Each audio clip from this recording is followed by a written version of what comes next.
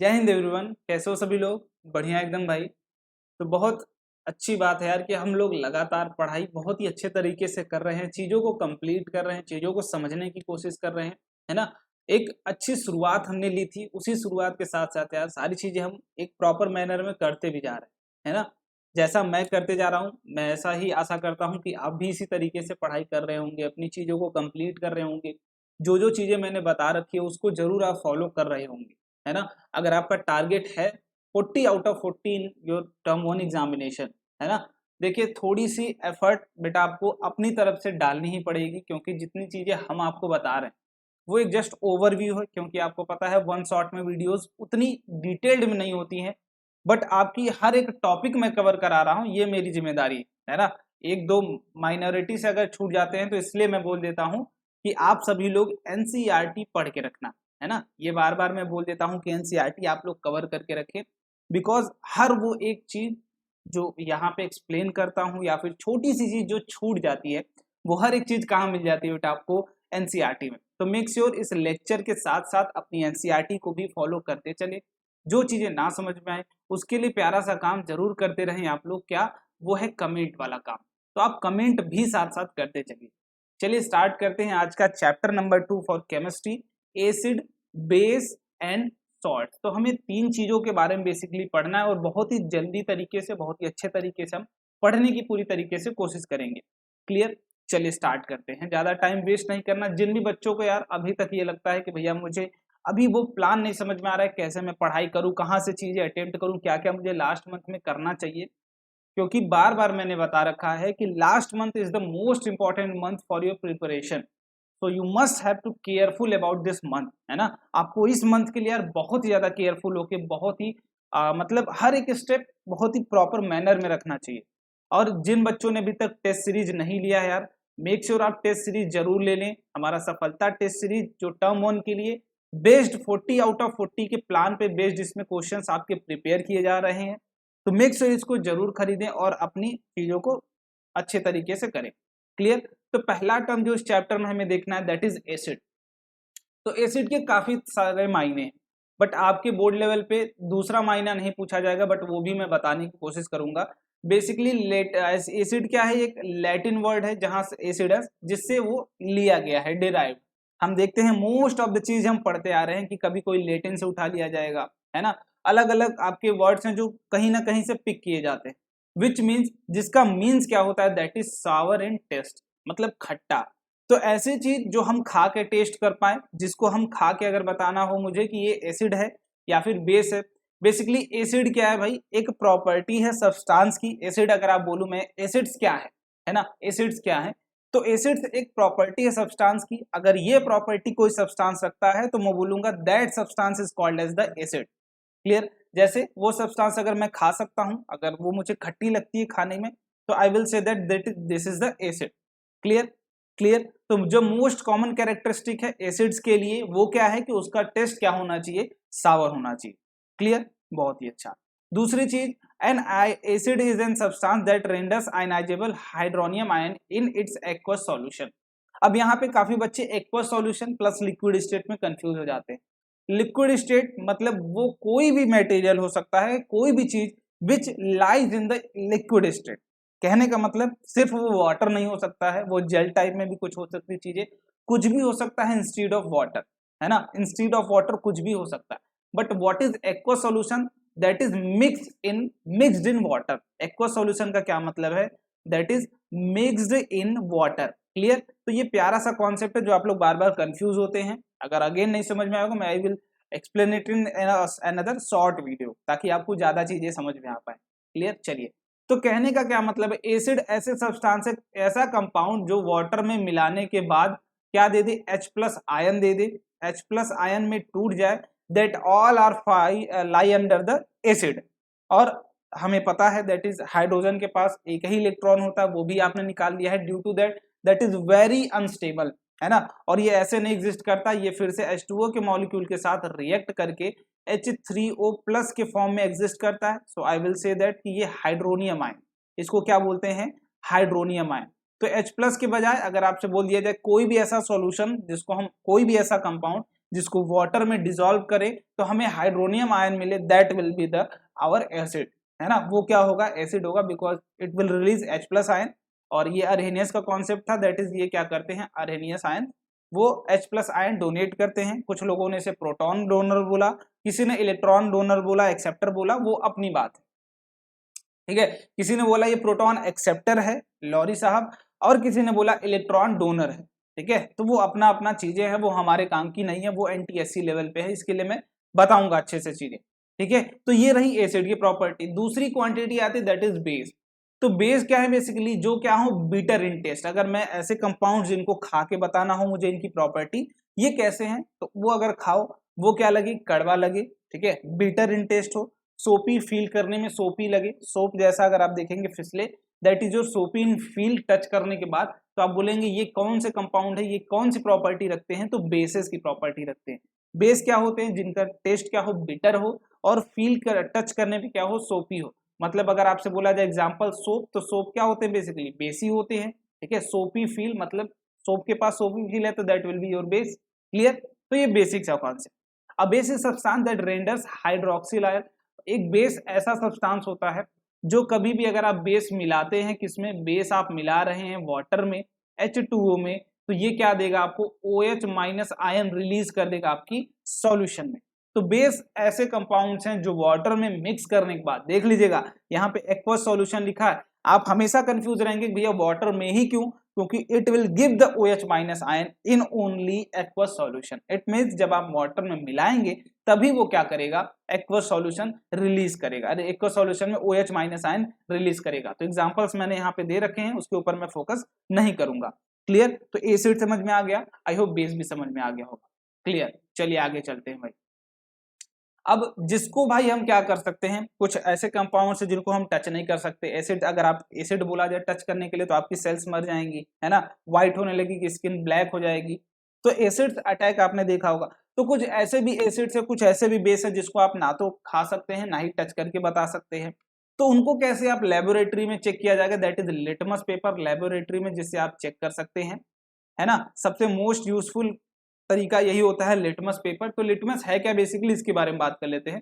Litmus is a solution, litmus solution is a purple dye. Basically ये purple colour की dye होती है which is extracted from the lichen tree, ठीक है, एक लीचन ट्री है which is division fall in the thallophyta and is commonly used an indicator. तो उससे पहले मैं इंडिकेटर बता देता हूं कि इंडिकेटर्स क्या होते हैं। हमारे काम के बस यही एक ही है, और दो तीन है, मैं वो नीचे बता दूंगा। इंडिकेटर्स क्या होते हैं, बेसिकली जो इंडिकेट करे उस सब्सटेंस की प्रॉपर्टी। जैसे आप जिनको टच नहीं कर सकते हैं, खा नहीं सकते हैं, तो उनको कैसे आप पता लगाएंगे, दैट आप उसको लेबोरेटरी में पता लगाएंगे, अपनी केमिकल फैक्ट्री में पता लगाएंगे कि ये एसिड है या बेस है, हमें इसे टच करना चाहिए या नहीं टच करना चाहिए। हमारे इस यूज में अगर कोई टचेबल काम आपको करना है कि उस कंपाउंड को यूज करना है टच करके, तो यू हैव टू टच और नॉट। ये कैसे आप पता लगाएंगे, ये आप जब तक टेस्ट नहीं करेंगे, अगर टेस्ट वाली कहानी आप नहीं कर सकते हैं, रिस्क नहीं लेना है आपको, तो आप कैसे पता लगाएंगे, लेबोरेटरी में जाएंगे। लेबोरेटरी में जाने के लिए आपको इंडिकेटर्स का यूज करना पड़ेगा, जो एक फिक्स कलर की, एक फिक्स टाइप की प्रॉपर्टी शो करते हैं एसिड के साथ, एक फिक्स टाइप की प्रॉपर्टी शो करते हैं बेस के साथ। अगर दूसरी मान लो दो प्रॉपर्टी है, एक बी प्रॉपर्टी है, एक क्या है, ए प्रॉपर्टी है। मान लेते हैं ए प्रॉपर्टी वो एसिड के साथ शो करती है और बी प्रॉपर्टी किसके साथ शो करती है, बेस। और मैंने कोई कंपाउंड ले लिया सी, और उस इंडिकेटर ने मुझे बी वाली प्रॉपर्टी इंडिकेट की, मुझे शो कर रही है कि ये बी वाली प्रॉपर्टी दिखा रहा है, तो मैं क्या बोलूंगा, ये क्या है, बेस है। तो इंडिकेटर्स क्या होते हैं, basically indicators are those which shows the property, है ना, वो किसकी प्रॉपर्टी दिखाते हैं, या तो एसिड की, या तो बेस की, या फिर न्यूट्रल कंपाउंड्स की, क्लियर, बहुत ही बढ़िया। When litmus solution is neither basic or not, this is purple in colour, जब वो न्यूट्रली हो, पर्पल होता है, और यहाँ पर्पल डाई आपसे बोला गया है।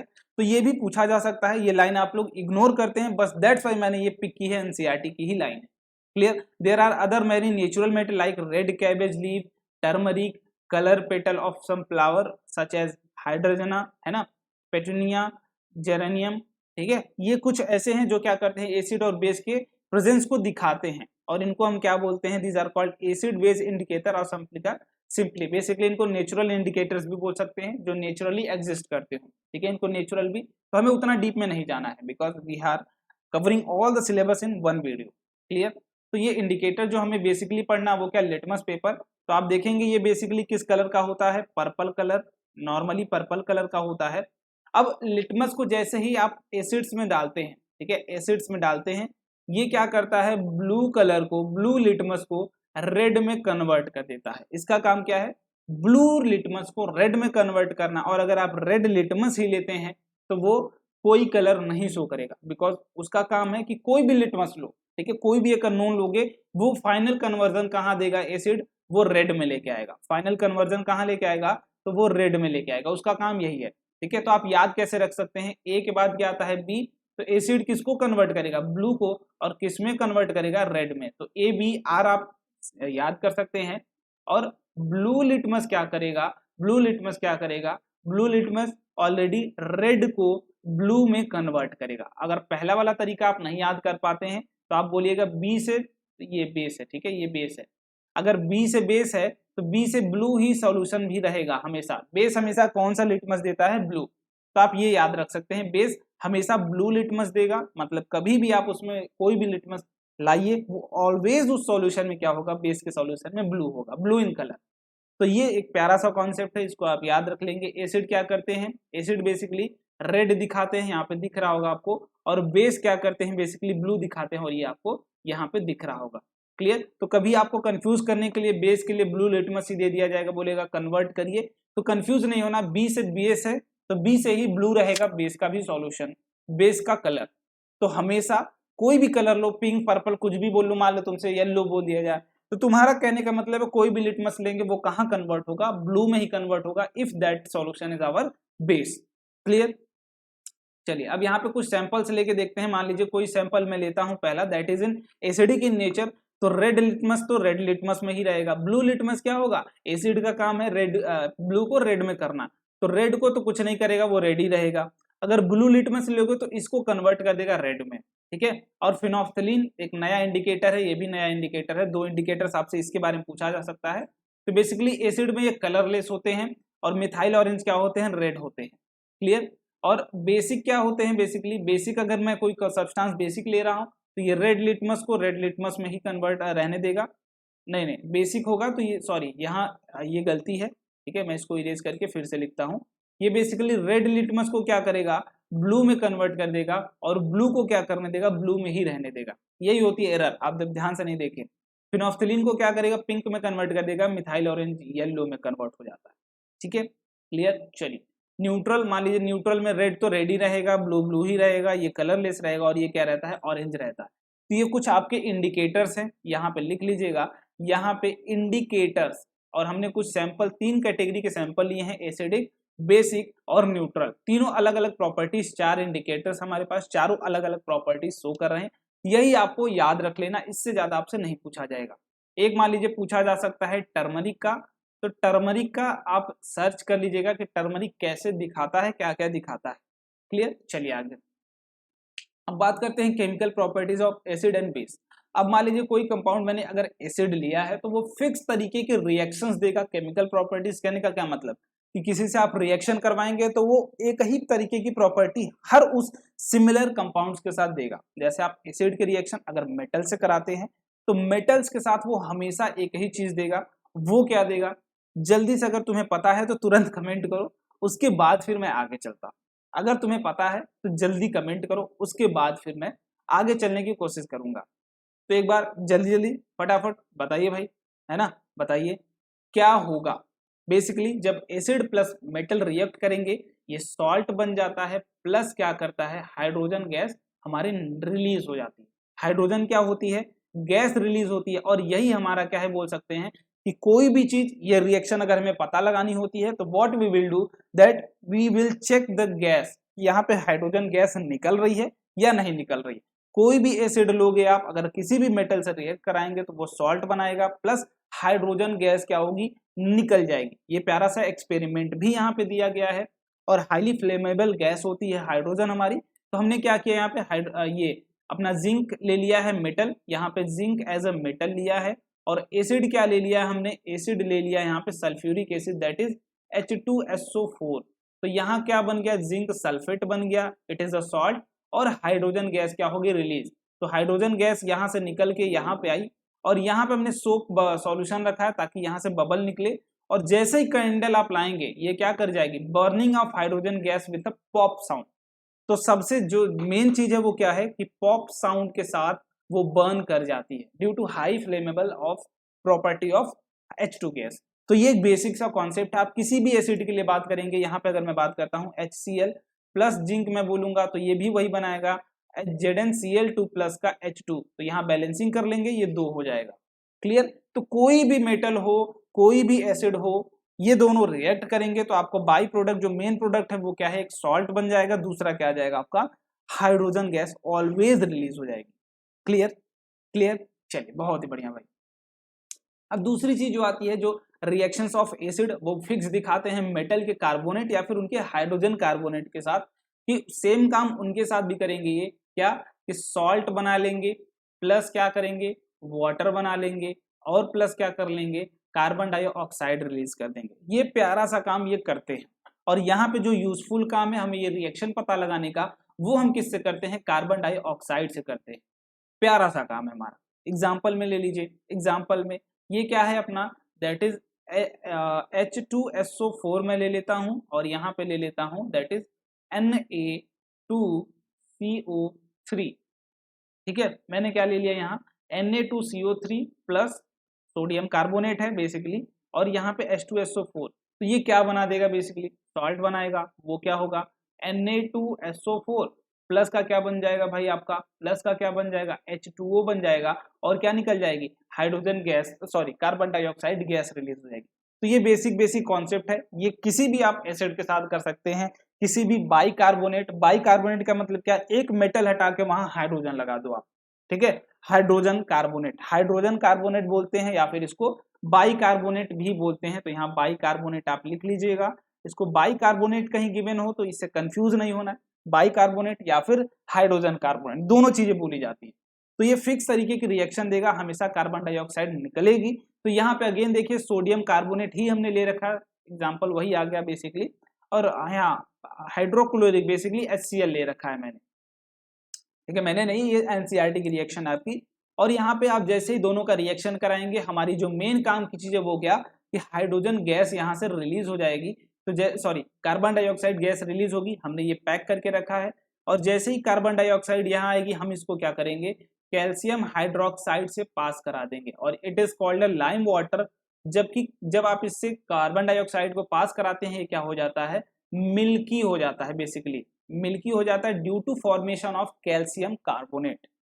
Due to formation of calcium carbonate, मान लीजिए अगर फर्दर और इसमें पास कराते हैं तो it will turns into the colourless due to excess of carbon dioxide. तो ये टेस्ट है, अगर हमें चेक करना होता है कि कैल्शियम कार्बोनेट को अगर सॉरी CO2 का चेकअप करना है, तो हम क्या करेंगे, कैल्शियम हाइड्रोक्साइड से पास करा देंगे। ये क्या बना लेगा, CaCO3। ठीक है, कैल्शियम कार्बोनेट बना लेगा, इसका ये काम है, प्लस का वाटर अपना निकल जाएगा, वो अपना उसका काम।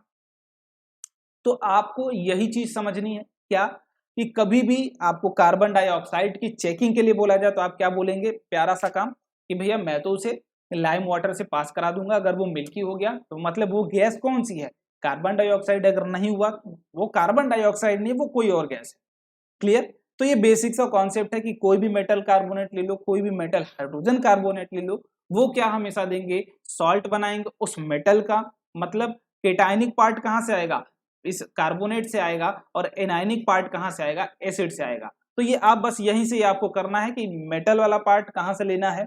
मेटल वाला पार्ट अगर एक से ज्यादा आपके प्रेजेंट है कार्बोनेट में मेटल, तब आप सारे के सारे मेटल सॉल्ट में ही डाल देंगे। ठीक है, कंफ्यूज नहीं होना है। कभी सोडियम जिंकेट आपने देखा होगा, है ना, सोडियम जिंकेट, सोडियम भी मेटल होता है उसमें, जिंक भी मेटल होता है।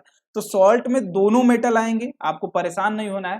सॉल्ट में जितने भी मेटल होंगे, ठीक है, जितने भी मेटल होंगे वो पूरे आ जाएंगे, जितने भी मेटल्स होंगे वो पूरे आ जाएंगे। तो आपको सॉल्ट फॉर्मेशन में प्रॉब्लम नहीं आनी चाहिए। आई होप मैं लास्ट में वो भी रिएक्शन दिखाने की कोशिश करूंगा।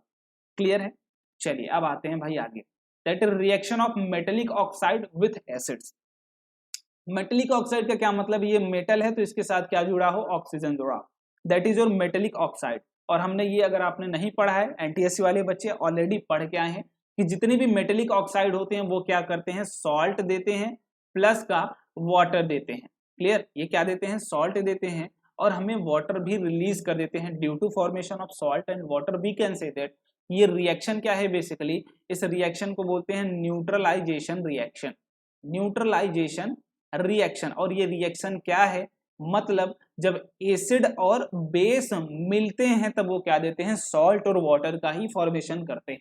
सो ड्यू टू दैट प्रॉपर्टी हम क्या बोल सकते हैं, जितने भी मेटल के ऑक्साइड होते हैं वो क्या होते हैं, बेसिक इन नेचर होते हैं।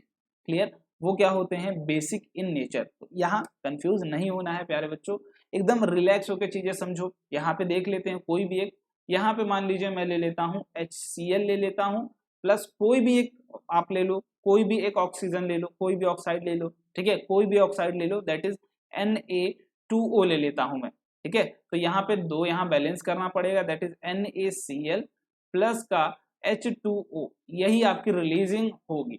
ये सोडियम का ऑक्साइड है बेसिकली, सॉरी यहाँ पे देखिए इंटरनेट के लिए बोला जा रहा है, ठीक है। ये क्या है आपका बेसिकली 2HCl प्लस Na2O मिलके क्या बना रहा है आपका sodium chloride, it is a salt, आप जो खाते हैं डेली भाई, और क्या है वाटर।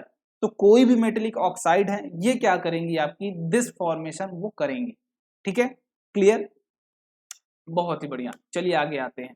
इसके बाद एसिड प्लस बेस मिलके वही काम करेंगी, क्या करेंगी, सॉल्ट का फॉर्मेशन करेंगी प्लस वाटर का फॉर्मेशन करती है। क्लियर, और क्या करती हैं, वाटर का फॉर्मेशन करती हैं। ये प्यारा सा कॉन्सेप्ट है, इसको देख लेंगे आप लोग। ये क्या है, HCl, कोई भी एक बेस ले लो, सोडियम हाइड्रोक्साइड ले लो, ये क्या करेगा, जब दोनों रिएक्ट करेंगे तो ये फिर से हमारे लिए सॉल्ट दे देगा, दैट इज H2O। तो आप यहाँ से कंफ्यूज नहीं होना है आपको, आप प्यारा सा एक चीज जो समझ सकते हैं कि जरूरी नहीं कि जो सोडियम क्लोराइड आपके पास हो वो इन्हीं दोनों से बन के आए, है ना। कभी इस चीज के लिए कि आप कंफ्यूज नहीं होना है कि अगर सोडियम क्लोराइड है तो यहीं से बन के आया होगा, ये ऊपर वाली रिएक्शन से भी आ सकता है। Sodium chloride that is sodium metallic oxide, sodium का ऑक्साइड है और HCl से मिलके बना है। तो आपको इस चीज के लिए कभी भी ये मत ओवर कॉन्फिडेंट रहना कि नहीं HCl प्लस NaOH ही फॉर्मेशन करता है NaCl का। तो एक कंपाउंड फर्दर मल्टीपल रिएक्शन से भी पाए जा सकते हैं, उसके लिए आपको टेंशन नहीं लेना चाहिए, ठीक है। और इस रिएक्शन को ही हम क्या बोलते हैं, दैट इज न्यूट्रलाइजेशन रिएक्शन, ठीक है। इस रिएक्शन को क्या बोलते हैं, न्यूट्रलाइजेशन रिएक्शन, ठीक है। मेरी इंग्लिश थोड़ी ज्यादा कमजोर हो गई है इस समय, लग रहा है मुझे, बार बार स्पेलिंग्स गलत हो जाती है ना। चलिए, आई होप ये सारी चीजें आपको समझ में आ गई होंगी। अब एक एग्जांपल यहाँ पे मैं तुमको देता हूँ, इसको फॉर्मेशन करके दिखाना है आपको, दैट इज कैल्शियम हाइड्रोक्साइड के साथ मिलके क्या बनाता है। यहाँ पे मैं वाटर तो फिक्स कर दिया हूँ, आप यहाँ से बस वाटर निकाल लेना और पूरी क्वांटिटी मर्ज कर देना, देखो आपके पास क्वांटिटी बन के आ जाएगी। यहाँ पे कौन सा सॉल्ट बन के आएगा ये कमेंट करो प्यारा सा, ठीक है। छोटा सा क्वेश्चन है, प्यारा सा क्वेश्चन है। चलिए आगे चलते हैं। इसके बाद reaction of non metallic with basis, basis की भी प्रॉपर्टी मैंने बता रखी थी आपको, क्या होते हैं बेसिस, आपके क्या होते हैं बेसिस, जो OH कंसंट्रेशन रिलीज करें, ठीक है। यहाँ पे एक डाउट आता है बच्चों को, दैट इज ग्लूकोज क्या करेगा, जितनी भी देखो ऑर्गेनिक है ना, ऑर्गेनिक कंपाउंड से जिसके पास क्या है OH, ठीक है, ये क्या होते हैं, अल्कोहल होते हैं और ये बेस नहीं है, ठीक है। ये OH नहीं रिलीज करेंगे वाइल डिसॉल्विंग इन द, है ना, वाटर। तो ये जितने भी ऑर्गेनिक, कहने का मतलब ग्लूकोज हो गया, कितने भी अल्कोहल्स हो गए, ये सारे क्या करते हैं, OH नहीं रिलीज करते हैं वाइल कॉन्टेक्ट इन वाटर। तो इन्हें बेस की तरह आप नहीं ट्रीट कर सकते हैं, ये बेस नहीं है। क्लियर, चलिए। तो base plus non metallic oxide भी अगेन सेम रिएक्शन दिखाते हैं, क्या, that is salt plus water he release करते हैं। और इस रिएक्शन को भी आप क्या बोल सकते हैं, अगेन ये भी न्यूट्रलाइजेशन रिएक्शन है। न्यूट्रलाइजेशन का क्या मतलब है, दैट इज दोनों एक दूसरे के इफेक्ट को कैंसिल करके एक न्यूट्रल प्रोडक्ट बना रहा है, जिसकी देखो एक तो है आपका मान लो गुस्से वाला, एक क्या है शांत स्वभाव का, ठीक है। और दोनों मिल जाए, अगर दोनों मिल जाए, मान लो दोनों एक दूसरे को संभाल सकते हैं, वो गुस्सा करेगा तो शांत वाला उसे रोक देगा, फिर जब ये शांत है तो ये बोलेगा भाई थोड़ा सा एनर्जेटिक हो जा, थोड़ा सा उसे डांट दे, थोड़ा तो एटलीस्ट डांट ले, तो वो उसे क्या करेगा, डांटने के लिए थोड़ा सा फोर्स कर देगा। तो according to that the product is salt which will act as like a base and acid as usual the manner, जैसी जरूरत होगी वैसे। कहने का मतलब दोनों के इफेक्ट उसके अंदर हैं, दोनों कैंसिल कर रहे हैं, एक गुस्सा तो एक ठंडा कर देगा, एक ठंडा तो एक गुस्सा कर देगा, तो दोनों एक दूसरे को क्या कर रहे हैं, बेसिकली कैंसिल कर रहे हैं इफेक्ट को। तो इस इफेक्ट से हम क्या बोलते हैं, जितने भी नॉन मेटल के ऑक्साइड होते हैं वो किस नेचर के होते हैं, वो बेसिकली एसिडिक इन नेचर होते हैं। ये क्या है, बेस बेस प्लस एसिड मिलके क्या बनाएगा, salt plus water. It means ये कौन सी रिएक्शन है, न्यूट्रलाइजेशन। कहीं पे भी प्रोडक्ट आपका क्या आ रहा हो, सॉल्ट आ रहा हो और वाटर आ रहा हो, तो what you will say, that is this is the result of neutralisation reaction and it must be formed after the reaction of base and acids. Clear, ये हमेशा एसिड और बेस के रिएक्शन के बाद ही निकल के आएगा भैया। मजादार। चलो बहुत ही बढ़िया। अब इसका एग्जाम्पल देख लो, एक एग्जाम्पल बिना कहाँ मजा है, एग्जाम्पल बिना कहाँ मजा है यार। चलिए एग्जाम्पल की बात कर लेते हैं।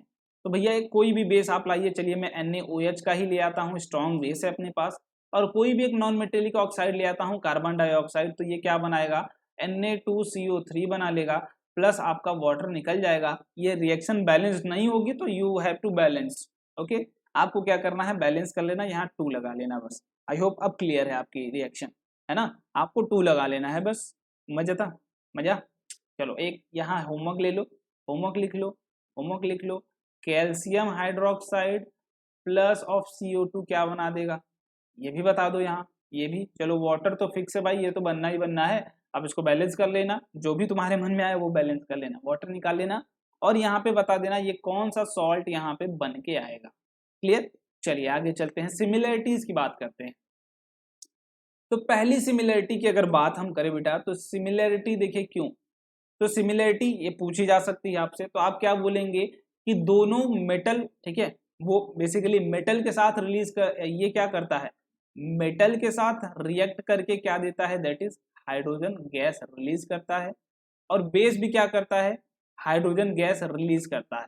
तो बेसिकली दोनों के अंदर वो प्रॉपर्टी है हाइड्रोजन गैस रिलीज करने की, तो it is very useful for us, है ना, ये हमारे लिए बहुत ही यूजफुल है कि भाई दोनों क्या करते हैं, हाइड्रोजन गैस रिलीज करते हैं, ये हमारे लिए अच्छी बात है। और दोनों साथ साथ न्यूट्रलाइजेशन रिएक्शन में पार्टिसिपेट करते हैं, ये दोनों न्यूट्रलाइजेशन रिएक्शन में क्या करते हैं, साथ साथ पार्टिसिपेट करते हैं। और तीसरी चीज जो है कि जब आप इलेक्ट्रिक करंट पास करते हैं, ये आपने सॉल्यूशन ले रखा है, यहाँ पे आप एसिड हो या बेस हो, दोनों क्या करते हैं, बेसिकली हमारी इलेक्ट्रिसिटी को फर्दर कंडक्ट करते हैं। तो दोनों इलेक्ट्रिसिटी के क्या होते हैं, कंडक्टर होते हैं, इलेक्ट्रिसिटी के कंडक्टर होते हैं। क्यों, एसिड क्या करता है भाई, कंडक्टर होते हैं। एसिड जब आप छोड़ेंगे, एसिड पानी में अगर आप एक्वा सॉल्यूशन में छोड़ेंगे तो ये H+ आयन दे देगा, और यही H+ ion is responsible for the further transmission of current in that solution. और बेस छोड़ेंगे तो वो क्या कर देगा, OH- छोड़ देगा, तो ये भी क्या होता है, बेसिकली वहां पे responsible for the flowing of current. और फ्लोइंग ऑफ करंट के लिए रिस्पॉन्सिबल कौन होते हैं, आयंस। तो आयंस आपके बेस रिलीज करते हैं और एसिड्स भी क्या करती हैं, रिलीज करती हैं। बट अगर आपसे कहीं बोला जाए अगर कि ग्लूकोज की बात करिए, तो ग्लूकोज करेगा या नहीं करेगा, ये मुझे चैट बॉक्स में दिख जाना चाहिए। क्लियर, चलिए बेटा, कंडक्शन की वही बात हो गई भाई। एसिड अगर आप कोई भी एसिड लेते हैं, पानी में जैसे ही आप मिलाएंगे वो क्या करता है, H+ रिलीज करता है, फर्दर H2O के साथ रिएक्ट करके एक स्टेबल आयन का फॉर्मेशन करता है, दैट इज हाइड्रोनियम आयन। ये क्या है भाई, हाइड्रोनियम आयन, वो क्या है, hydrogen ion, hydronium ion. Clear, मतलब H3O+ क्या है, हाइड्रोनियम आयन। वैसे ही बेसिस जब आप रिलीज करते हैं H2O के साथ, तो ये OH- का कंसंट्रेशन देता है। और कभी भी अगर आप बोलेंगे कि किसी भी चीज में एसिड हम डिसॉल्व कर रहे हैं, सॉरी, हम एसिड अगर डिसॉल्व कर रहे हैं तो वो क्या हमें देता है, बेसिकली अगर एसिड आप किसी चीज में डिसॉल्व कर रहे हैं तो वो हाइड्रोनियम आयन का कंसेंट्रेशन बढ़ा रहा है, दैट इज H+ देगा, H2O से रिएक्ट करके वो क्या करेगा, हाइड्रोनियम आयन की कंसेंट्रेशन इंक्रीज कर देगा। वैसे बेसिस OH- आयन रिलीज करते हैं, जो रिस्पॉन्सिबल होते हैं किसके लिए, आपकी responsible for conduction of electricity. Clear, all the basis do not dissolve in water. और देखो यहाँ से जो मेन चीज है, सारे बेसिस आपके वाटर में डिसॉल्व नहीं किए जाते हैं, सो दे आर कॉल्ड, जो डिसॉल्व हो जाए, ठीक है, बेसिकली जो डिसॉल्व हो जाए बेसिस, उनको हम क्या बोलते हैं, अल्कली बोलते हैं। ठीक है, ये भी एक छोटा सा पूछा जा सकता है, वाटर अल्कलीज। तो जो ऐसे बेसिस जो वाटर में डिसॉल्व हो जाए वो अल्कली। क्या सारे अल्कली बेसिस होंगे, बिल्कुल। क्या सारे बेसिस अल्कली होंगे, नहीं, सारे अल्कली बेस नहीं हो सकते, और सारे बेस अल्कली नहीं, सॉरी, सारे अल्कली बेस हो सकते हैं बट सारे बेसिस अल्कली नहीं हो सकते। क्लियर, चलिए, नेवर टेस्ट और touch them as they may cause harm. ठीक है, जो भी हो, इसके बाद विच आर बेसिस टेबल आप देख लेना, ये आपकी एनसीईआरटी की है, तो आप एनसीईआरटी एक बार जरूर पढ़ लेना। क्लियर। चलिए अब मिक्सिंग की बात करते हैं भाई।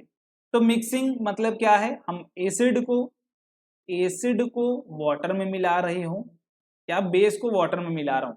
देखिए always add acid into water, ये क्यों बोला जाता है? जब आप एसिड को वाटर में मिलाते हैं तो आप थोड़ा थोड़ा, ऐसा नहीं कि एक ही बार में एक बाल्टी एसिड डाल देंगे, नहीं, आपको ड्रॉप बाय ड्रॉप इसमें करना है और उसको मिक्स करते रहना अच्छे से, ताकि ये क्या होते हैं, हाईली एक्सोथर्मिक रिएक्शन होती है। ठीक है, दोनों आप ये देखिए यहाँ दो चीज कंफ्यूजन क्रिएट कर सकती है कि आप वाटर को एसिड में मिला रहे हैं, ठीक है, एसिड में, या फिर एसिड को वाटर में, दोनों में बहुत अंतर है। ठीक है, आप जब भी मिलाएंगे दोनों को ड्रॉप बाय ड्रॉप मिलाएंगे, ऐसा नहीं घर में जैसे पानी मिलाते हो ना एक ग्लास से दूसरे ग्लास में, वो वाला काम नहीं कर सकते हो तुम, नहीं तो तुम्हारा कहानी खत्म है। ठीक है, जल जाओगे। तो पहला ये है। दूसरा ये ऑलवेज ऐड एसिड। ठीक है, आप क्या करेंगे, ऑलवेज ए आता है, ऐड ए आता है, एसिड ए आता है, मतलब ट्रिपल ए अगर आप करेंगे तो यहीं से आपको चीज समझ।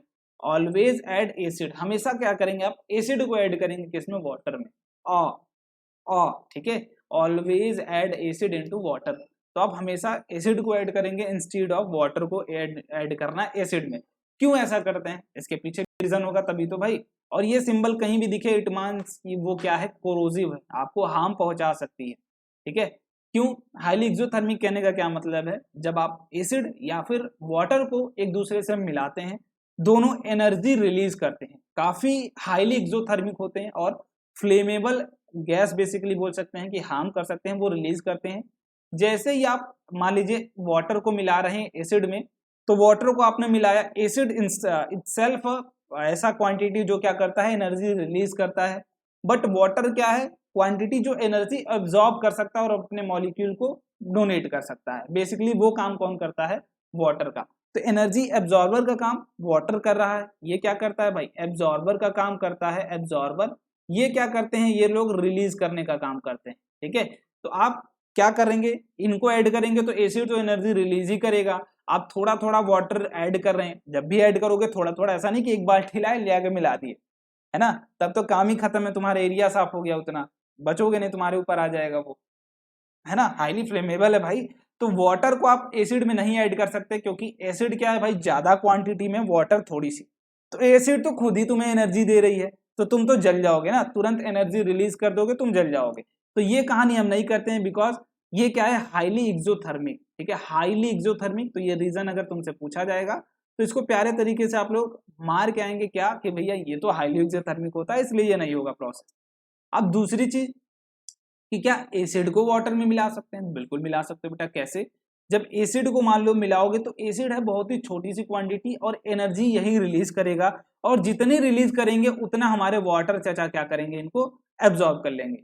तो भाई तुम्हारी तो जो दबंगई थी वो चल नहीं पाएगी एसिड की, भाई ये बोलेंगे मैं एनर्जी रिलीज करूंगा, वो बोलेगा मैं एब्जॉर्ब कर लूंगा, है ना। मतलब जो इसका मालिक है, जो मिक्स कर रहा है, उसे कोई हार्म नहीं आने देगा, कौन, आपका वाटर। तो बेसिकली कौन प्यारा है, अच्छा कौन है, हमारा वाटर, इसलिए हम ज्यादा किसको लेंगे, वाटर को लेंगे। तो हाई अमाउंट में कौन होता है प्रेजेंट, वाटर, और ड्रॉप बाय ड्रॉप स्टरिंग आप मिलाते हुए चलते हैं। ठीक है, स्टरर होता है जिससे आप मिक्स करते हैं। तो ड्यू टू दैट कि कौन सा हम प्रोसेस फॉलो करते हैं, always add acid to water. और ठीक है, ये याद कर लेना कि ट्रिपल ए उसके बाद W, always add acid into water. Clear. अब ये लाइन पढ़ने का है, आप लोग पढ़ लीजिए, मैं कॉन्सेप्ट समझा चुका हूं। क्लियर। चलिए अब बात करते हैं स्ट्रेंथ ऑफ एसिड। तो एसिड भी बेसिकली दो तरीके की आपकी होगी, एक होती है वीक एसिड, एक क्या होती है, स्ट्रॉन्ग एसिड। ठीक है, स्ट्रॉन्ग एसिड्स, वैसे ये आपके एनसीईआरटी में नहीं है, बट आप ध्यान से समझ लें। ऐसी एसिड्स जो क्या हो, जब आप वाटर में डिसॉल्व करें या फिर बोला जाए एक्वस सॉल्यूशन में क्या करें, कंप्लीटली H प्लस आयन को रिलीज कर दे। ठीक है, H प्लस आयन को कंप्लीटली, मतलब उसके पास अगर 10 H प्लस है, मान लो कोई एसिड तुमने लिया, इसके पास 10 H प्लस है, तो अगर तुम इसे डिसॉल्व करो वाटर में, सॉरी ये तो वीक है ना, इधर मैं इधर लिख देता हूँ, हाँ वाटर में, चलो उसको उधर। स्ट्रॉन्ग एसिड क्या है, मान लो कि इसके पास अगर 10 H प्लस आयन है, तो ये वाटर में जैसे ही तुम डिसॉल्व करो, ये 10 H प्लस आयन रिलीज कर दे। ठीक है, ये क्या करेगा, 10 H प्लस आयन पूरा रिलीज कर देगा। बट वीक क्या है भाई, थोड़ा सा कंफ्यूज है, ये क्या करेगा 8 से 9 ही करेगा, 8 से 9 वो डिपेंड करता है कितना वीक है। अगर बहुत ही ज्यादा वीक होगा हो सकता है 4, 5, 6 इस तरीके से रिलीज करे। तो वो अकॉर्डिंग टू कहने का क्या मतलब वो पूरी तरीके से रिलीज नहीं करेगा, वो 7, 8, 7, 8, 6, 7 कुछ भी हो सकता है, इतने नंबर्स ऑफ आयन रिलीज करेगा। बेसिकली पूरे के पूरे नहीं करता है, वीक एसिड पूरे के पूरे पे नहीं करता है। और डिपेंडेंट होते हैं किस पे, टेम्परेचर पे डिपेंडेंट होते हैं। आप टेम्परेचर, ये प्यारा सा टर्म है, दैट इज जितना आप टेम्परेचर देंगे H+ आयन हो सकता है और रिलीज हो जाए, स्ट्रेंथ आपकी एसिड और बेस की बढ़ जाए। सेम केस बेसिस के साथ भी होता है, जो जितना OH- आयन देगा वो स्ट्रॉन्ग बेस होगा और जितना कम देगा वो क्या होगा, उतना वीक बेस होगा। अब इसके लिए पता कैसे लगाएंगे, हर बार तो आप रिएक्शन करा के तो देखने नहीं जाओगे कि हर बार रिएक्शन करा के देखें, काउंट करें कितना H+ आया कितना OH- आया, तो ये तो एक अलग रिएक्शन है, एक अलग चीज है। तो इसके लिए हम एक स्केल का यूज करते हैं जिसे हम बोलते हैं पीएच स्केल। पीएच में पी का क्या मतलब होता है, ये बेसिकली पोटेंज डिनोट करता है, बट इसका एक्चुअल मतलब है पावर, ठीक है। पावर, और एच क्या डिनोट करता है, कंसंट्रेशन ऑफ हाइड्रोजन आयन, ठीक है। ये हाइड्रोजन को डिनोट करता है बेसिकली, कि पावर ऑफ हाइड्रोजन मतलब कितना हाइड्रोजन उसमें प्रेजेंट है, basically that is your pH. और इसका फॉर्मूला होता है that is pH is equal to minus of log of ये किसका कंसंट्रेशन, दैट इज H+ का कंसंट्रेशन, ठीक है। मतलब कोई भी कंपाउंड ले रहे हो उसमें कितना H+ का कंसंट्रेशन है, उससे हम क्या निकाल सकते हैं, अपना पीएच निकाल सकते हैं। प्यारा सा चीज है, एक स्केल है बेसिकली जिसमें हम 0 से 14 तक, स्केल आपने देखा होगा घर पे, अगर आपके होगा तो, ठीक है, पढ़ते लिखते होगे तो जरूर होगा तुम्हारे घर। तो ये 0 से शुरू होता है 14 तक जाता है, इसमें कुछ भी नंबर आए, कोई भी नंबर, इस फॉर्मूले से अगर आप इसको निकाल रहे हैं पीएच को निकालेंगे तो वो नंबर कितने के बीच में आएगा, 0 से 14 के बीच में ही आएगा हमेशा। पीएच किसके किसके बीच में होगा, 0 से 14 के बीच में। और वो क्या डिनोट करेगा, उस कंपाउंड की प्रॉपर्टी। पीएच क्या शो करता है भाई, वो वीक है, स्ट्रॉन्ग है, क्या एसिड है, बेस है। बेसिकली पीएच क्या बताता है हमें, तो वो प्रॉपर्टी बताता है किसी अननोन कंपाउंड की, दैट इज योर एसिड या बेस। और वो भी बताता है कि अगर एसिड है तो कितना स्ट्रॉन्ग एसिड है या वीक एसिड है, बेस है तो वीक एसिड है या स्ट्रॉन्ग बेस है ना, सॉरी स्ट्रॉन्ग बेस है या वीक बेस है। तो ये पूरी कहानी ये बताते हैं। बाकी इनका जो न्यूट्रल पॉइंट है वो क्या है 7। ये क्या होता है न्यूट्रल, मतलब ना तो एसिडिक ना तो बेसिक। न्यूट्रल से जितना लेफ्ट जाते हैं उतना ही हमें क्या मिलता है, एसिडिक कंपाउंड मिलता है। न्यूट्रल से जितना ही राइट जाते हैं उतना ही क्या मिलता है, हमें बेसिक कंपाउंड मिलता है। तो बेसिकली ये दो तरीके की प्रॉपर्टी है पीएच स्केल, इससे ज्यादा आपसे नहीं पूछा जाएगा। बाकी इसके बाद हम एनसीईआरटी की लाइन बाय लाइन रीड करेंगे और चीजों को समझेंगे। क्लियर। तो यहाँ पे देख सकते हैं जैसे ही आप लेफ्ट में जा रहे हैं एसिडिक स्ट्रेंथ बढ़ रहा है, ये ब्लू कलर क्या दिखा रहा है एसिडिक स्ट्रेंथ को, और ये व्हाइट कलर क्या दिखा रहा है, that is your basic strength को। क्लियर। तो बेसिक स्ट्रेंथ जितना ज्यादा होगा H+ की कंसंट्रेशन उतना कम, और H+ की कंसंट्रेशन जितना ज्यादा उतना ही बेसिक। तो basically pH is inversely proportional to the concentration of H+ ion, मतलब जितना ज्यादा कंसंट्रेशन ऑफ H+ होगी उतना कम क्या होगी आपकी पीएच। यहाँ पे देखिए 0 पीएच है तो H+ की कंसंट्रेशन सबसे ज्यादा, और 14 पीएच है तो H+ की कंसंट्रेशन सबसे कम। तो दोनों एक दूसरे से क्या होते हैं, इनवर्स के रिलेशन में होते हैं। अगर फॉर्मूले में देखेंगे आप तो यहाँ पे माइनस लगा हुआ, और ये माइनस जैसे ही यहाँ जाएगा ये बेसिकली क्या हो जाएगा, pH is equal to log of 1/H+। ठीक है, अगर कुछ बच्चे इससे कंफ्यूज हो रहे हो कि डायरेक्टली प्रोपोर्शनल होता है, बेटा डायरेक्टली नहीं होता, बेसिकली वो इनवर्सली प्रोपोर्शनल का रिलेशन होता है। क्लियर है, क्लियर है। तो आई होप ये चीज आपको यहां तक समझ में आ गई होगी। पीएच क्या है, पीएच एक स्केल है। कोई भी कंपाउंड आप लेते हैं, मान लीजिए पीएच अगर आपका आता है 3, तो आप क्या बोलेंगे कौन से नेचर का है। तो आप देखिए पहले तो आप 7 पे जाएंगे, 7 क्या है न्यूट्रल। अगर इससे लेफ्ट में कोई भी कंपाउंड आएगा वो 3 है, दैट इज ये क्या होगा आपका एसिडिक इन नेचर होगा। ठीक है, एसिडिक इन नेचर। मान लीजिए अगर मैं पीएच बोलता हूं किसी का आ गया 13, तो आप कहेंगे 7 से मैं लेफ्ट में जा रहा हूं तो इसका मतलब 13 क्या होगा हमारा बेसिक होगा। ठीक है, तो आप जो ओरिजिन पॉइंट पीएच में लेते हैं वो किसको चूज करते हैं, ऑलवेज चूज है 7। अगर 7 से लेफ्ट में जा रहे हैं it means acidic strength will be increased, अगर राइट जा रहे हैं तो it means your basic nature will be increased. Clear, clear है। जितना आप राइट जाएंगे बेसिक कैरेक्टर उतना बढ़ेगा, और जितना लेफ्ट में जाएंगे बेटा उतना एसिडिक कैरेक्टर आपका बढ़ता जाएगा। तो ये प्यारा सा कॉन्सेप्ट है। अब थोड़ा सा एनसीईआरटी को रीड कर लेते हैं, उसके बाद क्योंकि थ्योरी वाली चीजें हैं तो एनसीईआरटी से कवर करेंगे तो ज्यादा मजा आएगा। क्लियर, चलिए इसको देख लेते हैं प्यारे तरीके से। तो बेसिकली यहाँ पे देखो यार ये टेबल है। अब हम बेसिकली क्या पढ़ रहे हैं, एनसीईआरटी तो यहाँ पे टेबल था पीएच के लिए, कुछ चीजें हैं जो आपको रिमेंबर कर लेनी चाहिए, मैंने यहाँ लिख रखी है। ये छोटा है दैट इज ये 0 होता है आपका। तो ये कुछ रेंज है जिसको आपको जरूर लर्न कर लेना है। अब अकॉर्डिंग टू दिस आपको पीएच का कलर नीचे दिख रहा होगा, यहाँ पे कलर भी फिल कर लेना, और नेचर आपको पता है कि एसिडिक होगा या बेसिक होगा। ठीक है, 7 से ज्यादा तो बेसिक होगा, 7 से कम होगा तो एसिडिक होगा। वैसे ही कुछ चीजें हैं, जैसे प्योर ब्लड का देखें तो 7.4 होता है, मिल्क ऑफ मैग्नीशिया का देखें तो 10 होता है, और सोडियम हाइड्रोक्साइड का देखें दैट इज यहाँ पे मैंने लिख रखा है वो 14 होता है, अबाउट 14। ठीक है, और यहाँ पे लेमन जूस का बोले तो हमें पता है वो क्या होते हैं, खट्टे होते हैं, सावर इन टेस्ट होते हैं, एसिडिक नेचर के होते हैं। तो ऑलवेज 7 से कहाँ होंगे, लेफ्ट में होंगे, तो वो कहाँ पे हैं 2.2 से। और गैस्ट्रिक जूस दैट इज 1.2। ठीक है, गैस्ट्रिक जूस हम जो पीते हैं दैट इज योर अबाउट 1.2। हम बोलते हैं ना एसिडिटी हो गई है एसिड, तो वो क्या है बेसिकली आपकी 1.2 के अप्रोक्सीमेट आपका पीएच हो जाता है। तो पीएच हमारे डेली लाइफ में भी काम आता है, उसके बारे में हम बात कर लेते हैं। ठीक है, strength of acid depends on the H+ ion and OH- ion produced, दोनों पर डिपेंड करता है basically. If we take the hydrochloric acid and acetic acid same concentration, say 1 molar, then they produce different amount of hydrogen ion. Acid that give more H+ ion are said to be strong acid, ये मैंने बता रखा है। और जो कम H+ देंगे वो क्या होंगे, weak acids, ये मैंने बता रखा है। क्लियर, बेस के केस में भी जो OH- आयन ज्यादा देंगे वो स्ट्रॉन्ग बेस, और जो कम देंगे वो क्या होंगे आपके वीक बेस। तो कलर भी आपको याद कर लेना है कि यहाँ से स्टार्टिंग में रेड कलर है आपका, फिर रेड कलर घटते घटते येलो पे जाएंगे आप, येलो से ग्रीन की तरफ, ग्रीन से फिर आप डार्क ब्लू की तरफ। तो ये बेसिक्स आपका कॉन्सेप्ट है। अब importance of pH that is हमारे डेली लाइफ में पीएच कहाँ यूज होती है, इसको थोड़ा सा जूम करके मैं दिखाने की कोशिश करता हूँ। तो प्लांट और एनिमल्स क्या होते हैं, पीएच के बहुत ही सेंसिटिव होते हैं। Our body works with in the range 7 to 7.8, मतलब न्यूट्रल से बेसिक की तरफ हम एसिड नहीं कर सकते हैं, न्यूट्रल से कुछ बेसिस की तरफ हम लीव कर सकते हैं। Living organisms can survive only narrow range of pH range, बस इसी रेंज में आप सर्वाइव कर सकते हैं। When pH of rain water is less than 5.6, जब 5.6 से लेस होता है तो हम इसे एसिडिक एसिड रेन भी बोलते हैं, बिकॉज जो एसिड का कंसंट्रेशन इन दैट वो क्या हो जाता है, इंक्रीज हो जाता है बेसिकली। और कौन सी एसिड फॉर्म होती है, I hope carbonic acid form होती है। H2O प्लस कार्बन डाइऑक्साइड मिलके क्या बना देते हैं आपका कार्बोनिक एसिड। ये क्या है, एसिड रेन का कॉन्सेप्ट है बेसिकली, यहाँ पे मैंने बता दिया, वो भी आप देख लेना।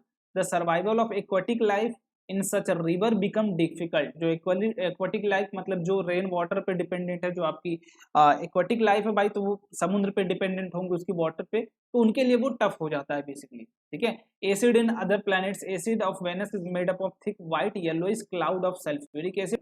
Do you think life can exist without on this planet? तो आप समझ सकते हैं भाई, लाइफ हमारी 7 to 7.8 तक ही सिर्फ हमारी चल सकती है, इससे ज्यादा अगर कम हो या ज्यादा हो तो हम सर्वाइव नहीं कर सकते हैं।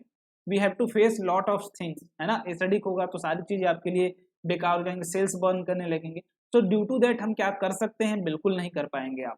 Clear. What is the pH of soil in your backyard, आपके बैकयार्ड में जो सॉइल है उसकी पीएच क्या है। प्लांट रिक्वायर्ड स्पेसिफिक, प्लांट के लिए भी स्पेसिफिक रिक्वायरमेंट है, नहीं तो वो ग्रो नहीं करेगा, आपके लिए फ्रूट्स नहीं देगा। फ्रूट हो सकता है दे भी, तो वो अलग मैनर में दे। तो to find out the pH required for healthy growth of a plant, you can collect the soil from various places and check the pH in manner describe below the activity. ये आपकी activity है, ये आप काम कर लेंगे। इन्हीं activity को मैं बोलता हूँ परफॉर्म करने के लिए। अगर आप नहीं परफॉर्म कर सकते हैं तो आप यूट्यूब पे इनकी वीडियोस देख लें, क्योंकि यही एक्टिविटीज आपकी कॉन्सेप्ट को क्लियर करती हैं। अब आप लैब पे तो हो नहीं कि मैं करके दिखाऊं, ठीक है। सो मैं रिकमेंड जरूर कर दूंगा आपको वीडियोस कि आप उनको जरूर देख लें बेटा, क्योंकि एक्टिविटीज आप नहीं परफॉर्म करेंगे तो आपकी काम खराब हो जाती है, ऑब्वियस सी बात है। ठीक है, pH in our digestive system, अगर हमारा पीएच जो पेट में आप देते हैं एसिडिटी हो जाती है, मतलब पीएच अगर 7 से कम हो गया पेट का हमारे, तो we will say that acidity हो गई है, गैस बन गई है ना। It is very note that our hydrochloric acid it helps in digestion food without harming the stomach. During ingestion stomach produce too much acid, जब आप खाना पचता नहीं उस समय एसिड बहुत ही ज्यादा हो जाता है। Due to that pain and irritation, to get rid of this we uses bases, हम क्या करते हैं बेस लेते हैं, जो क्या कर देता है न्यूट्रलाइज कर देता है एसिड को। तो अगर आप बोलेंगे एसिडिटी है तो पीएच क्या हो जाता है लेस देन 7, हम इसमें क्या करेंगे बेस मिला देंगे ताकि एसिड के इफेक्ट को वो क्या करे न्यूट्रलाइज कर दे, और जिसे हम क्या बोलते हैं एंटा एसिड, मतलब एंटी प्रॉपर्टी ऑफ एसिड्स। ठीक है, one such remedy must have suggested you that beginning of this chapter, antacid neutralize the excess acid, magnesium hydroxide, make magnesia ले सकते हैं जो कि एक माइल्ड बेस है, बहुत ही strong base is often used for this purpose. ठीक है, हम क्या करते हैं, मैग्नीशियम हाइड्रोक्साइड को यूज कर लेते हैं बेसिकली जब हमारे पास एसिडिटी होती है।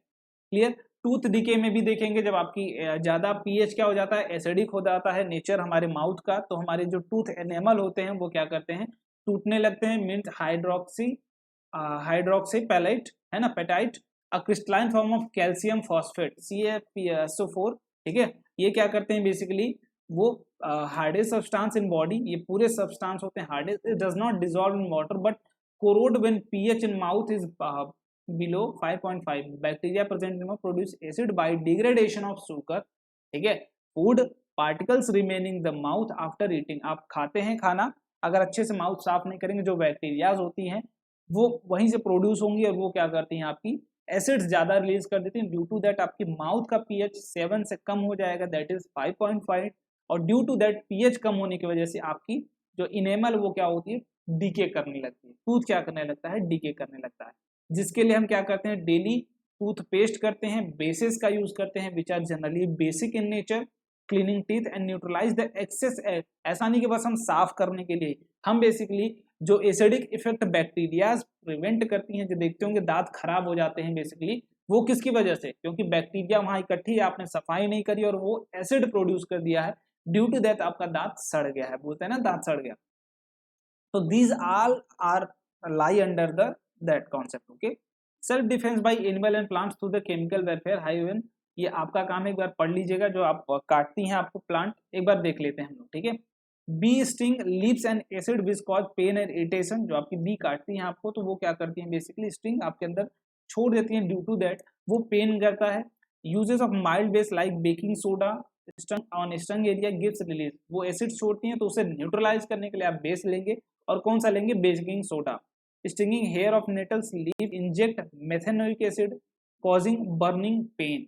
ठीक है, तो ये भी है एक तरीके की सारी चीजें हैं, अलग अलग प्लांट्स आपने देखे होंगे, ये यहाँ पे दिख रहा हो आपको, ये भी क्या करते हैं बेसिकली, ये भी आपके एसिड्स ही आपको अगर टच कर जाएंगे तो वो भी खुजली या फिर जलन होने लगती है, तो ये भी क्या करते हैं बेसिकली आपके यहाँ एसिड्स ही छोड़ देते हैं ड्यू टू मिथेनोइक एसिड, कौन सी एसिड, मिथेनोइक एसिड, और ड्यू टू दैट आपको जलन होने लगती है, तो वहां पे भी आप माइल्ड बेस ही यूज करेंगे ड्यू टू, क्योंकि वो एसिड के इफेक्ट को क्या करेगा, न्यूट्रलाइज कर देगा।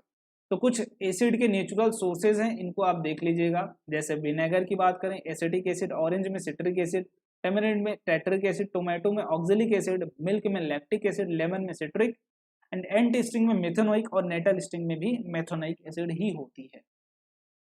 अब कुछ बात कर लेते हैं सॉल्ट्स की, तो सॉल्ट कैसे फॉर्म होता है पहले उसकी बात करते हैं। तो सॉल्ट बनता है एसिड प्लस बेस से। ठीक है, एसिड प्लस बेस से मिलके क्या बनता है, सॉल्ट।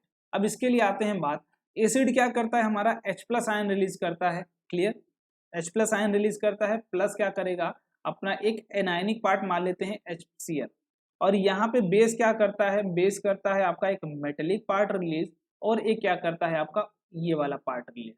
तो ये वाला पार्ट मिलके क्या कर देता है आपका वाटर, एसिड से क्या आता है H+ और बेस से क्या आता है OH-, और ये मिलके क्या बना देते हैं वाटर।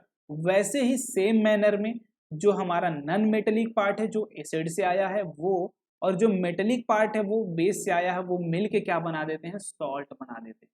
तो सॉल्ट का फॉर्मेशन कुछ इस तरीके से होता है, जो मेटेलिक पार्ट है वो बेस से आता है, और जो नॉन मेटेलिक पार्ट है वो कहाँ से आता है, एसिड से। तो कभी भी कंफ्यूजन नहीं क्रिएट करना है, कि कभी भी आपको अगर पूछा जाए कि मान लीजिए मैं पूछ देता हूँ ये Na2CO3 कहाँ से आया, किस एसिड और किस बेस का प्रोडक्ट है, तो कंफ्यूज नहीं होंगे। जो ये पहला पार्ट है that is केटाइनिक part, metallic part, ये कहाँ से आएगा, बेस से, तो यहाँ ये लिख लीजिए। अब इसमें क्या लगा दीजिए, OH लगा दीजिए। बेसिकली हम ऐसे ही बेसिस यूज करते हैं मोस्टली। बस वैलेंसी का ध्यान रखेंगे कि OH हमेशा एक इलेक्ट्रॉन एक्सेप्टर है बेसिकली। ठीक है, तो ये इलेक्ट्रॉन एक ही लेगा तो सोडियम एक ही देगा ही भाई। तो एक अगर कैल्शियम बोलते तो इसके लिए 2 लगाना पड़ता है, बिकॉज कैल्शियम 2 देता है और यहाँ OH एक ही एक्सेप्ट कर सकता है। क्लियर, और कार्बोनेट के लिए बोलेंगे यहाँ CO3, ये 2 लेता है इलेक्ट्रॉन तो H2 लगा देंगे। तो बेसिकली ये इसका रिएक्शन। ठीक है, H यहाँ पे देखो सॉल्ट, यहाँ पे क्या बनता है वाटर, तो H+ कहाँ से आएगा, H+ आएगा एसिड से, तो एसिड में क्या लगाएंगे, H+ लगाएंगे, और बेस में क्या लगाएंगे, OH। क्लियर, चलिए अब आगे की कहानी हम लोग शुरू करते हैं भाई। ये हो गई बात। अब इसके बाद फैमिली ऑफ सॉल्ट्स, तो फैमिली ऑफ सॉल्ट्स में देखना है, या तो बेसिकली कहने का क्या मतलब है यार, कि कुछ चीजें सेम होंगी, या तो एक केटायनिक पार्ट सेम हो या फिर एनायनिक पार्ट सेम हो। कहने का मतलब कि सॉल्ट में दो पार्ट है, एक केटायन पार्ट है, एक एनायन पार्ट है। तो केटायन पार्ट सेम होना चाहिए या फिर एनायन का पार्ट सेम होना चाहिए, तो हम बोलते हैं कि वो सेम फैमिली के सॉल्ट है। जैसे सेम पॉजिटिव और same negative radical are said to belong the family. For example sodium chloride, sodium sulphate belongs to the family of sodium. Sodium के जितने भी सॉल्ट होंगे, sodium chloride, sodium carbonate, Na2SO4, ये basically क्या आपके, देखो sodium सब में कॉमन है, मतलब केटायन कॉमन है, तो वो सोडियम फैमिली का सॉल्ट। अगर क्लोरीन के लिए बोलूं, NaCl, calcium chloride, magnesium chloride, तो ये क्या है इसमें कॉमन, क्लोरीन कॉमन है। जो कॉमन होगा उसी फैमिली का सॉल्ट है, मतलब ये किसका, किस फैमिली का सॉल्ट है, क्लोरीन फैमिली का सॉल्ट है। तो कॉमन बेसिकली क्या आपका, या तो सल्फेट या फिर क्लोरीन या फिर कार्बोनेट, तो कुछ भी हो सकता है। This all are lie under the same family, मतलब जो कॉमन है बस उसकी फैमिली है वो। क्लियर, क्लियर है। चलो आगे की बात करते हैं, पीएच ऑफ सॉल्ट्स की बात कर लेते हैं।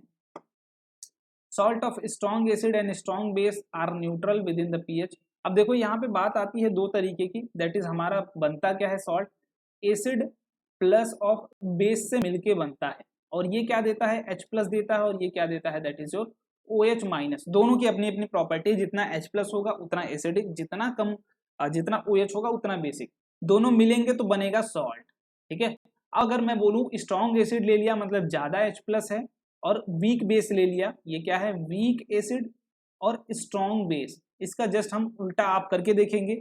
अगर ज्यादा स्ट्रॉन्ग एसिड है तो ये ज्यादा H प्लस देगा, वीक बेस ले लिया तो ये कम OH माइनस देगा। तो जितना OH माइनस मान लो अगर 5 था, ये था 10, तो 5 H प्लस 5 OH से मिलके क्या बना देंगे, दैट इज योर वाटर बना देंगे, लेकिन अभी भी सॉल्यूशन में 5 H प्लस बच जाएगा। तो ये H प्लस बेसिकली क्या है, स्ट्रॉन्ग एसिड है। तो ये किस प्रॉपर्टी को दिखाता है, तो ये एसिडिक प्रॉपर्टी को दिखाता है।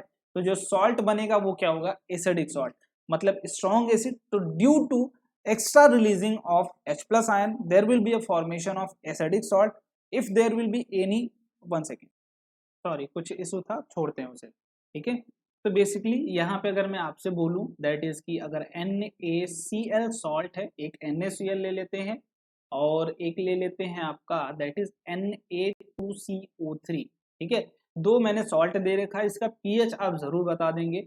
देखिए यहाँ पे इसके लिए करना क्या आपको, दैट इज NaCl किससे बना होगा, HCl प्लस NaOH से, और दोनों इटसेल्फ स्ट्रॉन्ग है तो पीएच आपका 7 होगा। एसिड यूज HCl होगी, बेस यूज NaOH होगी। अगर एज इट इज यहाँ पे मैं बात करूं अगर कि Na2CO3 की बता दीजिए, तो पीएच आपको बताना है, एसिड और बेस मैं बताने का काम कर देता हूँ। ये H2CO3 होगा बेसिकली, और ये क्या होगा आपका, दैट इज NaOH। क्लियर। तो बेस आपका NaOH अगेन है, लेकिन यहाँ पे एसिड मैंने बदल दिए हैं दोनों में। तो आपको पीएच बता देना है, ये स्ट्रॉन्ग है या बेस है, ये आपका काम है चेक करना और आपको बताना है। क्लियर। चलिए तो यहाँ पे बात कर लेते हैं भाई, दैट इज आपकी वीक एसिड वीक बेस किस तरीके से होंगी, वो आपकी कहानी पूरी क्लियर है। न्यूट्रल अगर सॉल्ट होगा तो उसकी पीएच 7 होगी, बेसिक सॉल्ट होगा तो पीएच मोर देन 7 होगी, अगर एसिडिक सॉल्ट होगा तो वो लेस देन 7 होगी। केमिकल्स फ्रॉम कॉमन सॉल्ट, कुछ हमारे केमिकल्स हैं जो हम कॉमन सॉल्ट से देखते हैं, that is by now you have learned that salt formed by the combination of hydrochloric acid and sodium hydroxide called is the sodium chloride. This salt that used in food, जो हम food में use करते हैं, it is a neutral salt basically. Sea water contains many salt dissolved in the sodium chloride. It's separated from the salt deposited. Solid salt are found in the several part of world. The large crystal are often due to impurity. This is rock salt, जो impurity के साथ अगर पाई जाए, that is your the rock salt. Beds of rock salt were formed where seas boil as it dried up. Rock salt is mined like a coal. हम इसकी बात अभी नहीं करेंगे, ठीक है, ये हमारे काम की नहीं, ये पूछा भी नहीं। कॉमन सॉल्ट की बात कर लेते हैं। Raw material for chemicals, the common salt that often important raw material for various material daily use such as sodium hydroxide, baking soda, washing soda, bleaching powder, many more. Let us see one of substance, एक एक करके हम देखते जाते हैं कहाँ कहाँ हमारे लिए यूज होता है।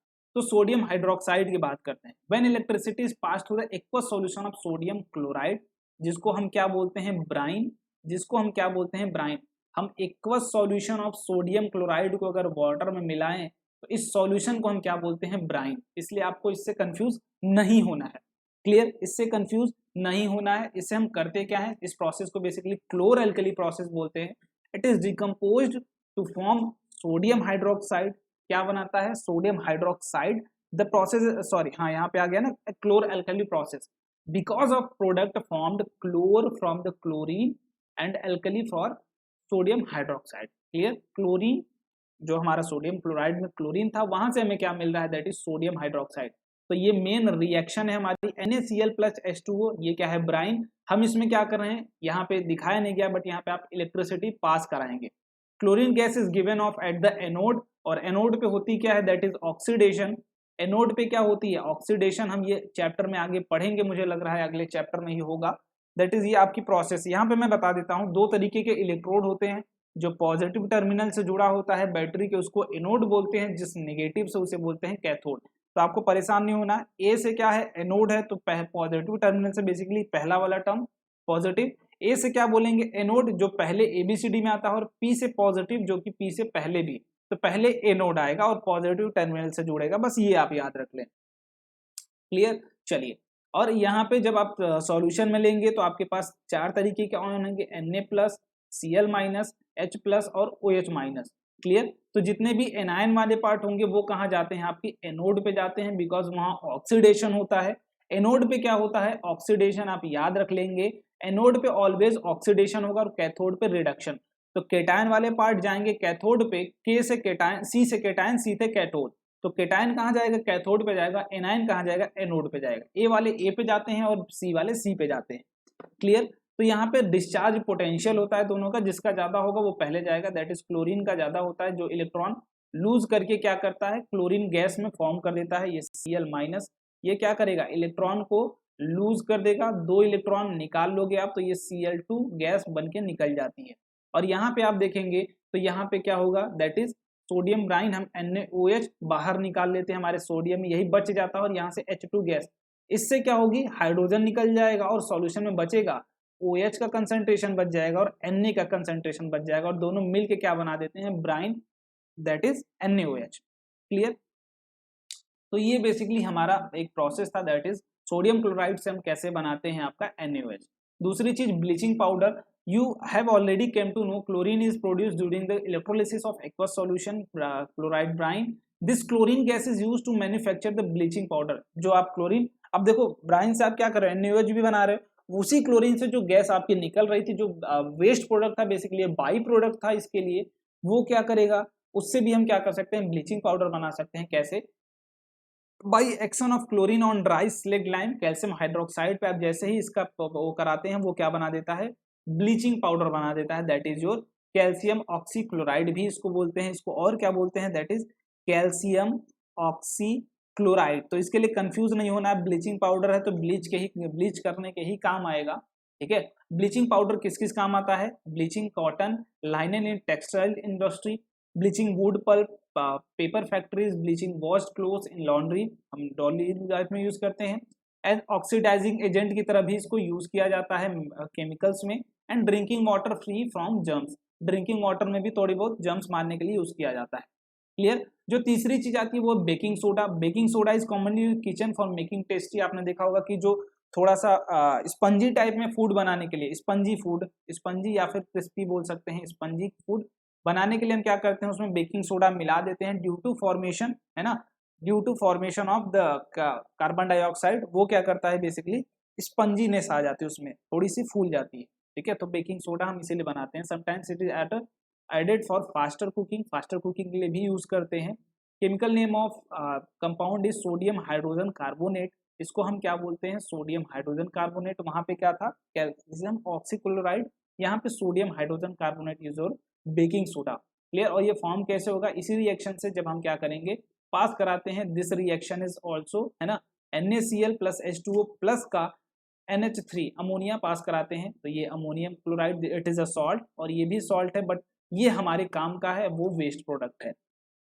क्लियर, आप रिएक्शन बेसिकली याद कर लेंगे कि जब सोडियम क्लोराइड और water, this is a brine, brine में हम क्या करते हैं, कार्बन डाइऑक्साइड को पास कराते हैं और अमोनिया को पास कराते हैं, देन हमारी क्या मिलती है, हमें बेकिंग सोडा। और बेकिंग सोडा जब फूड में आप मिला के हीट करते हैं तो वो क्या करता है, जैसे आप हीट करेंगे वो कार्बन डाइऑक्साइड रिलीज कर देगा, due to formation of carbon dioxide उसमें स्पंजीनेस और क्रिस्पीनेस इन फूड अकर हो जाता है।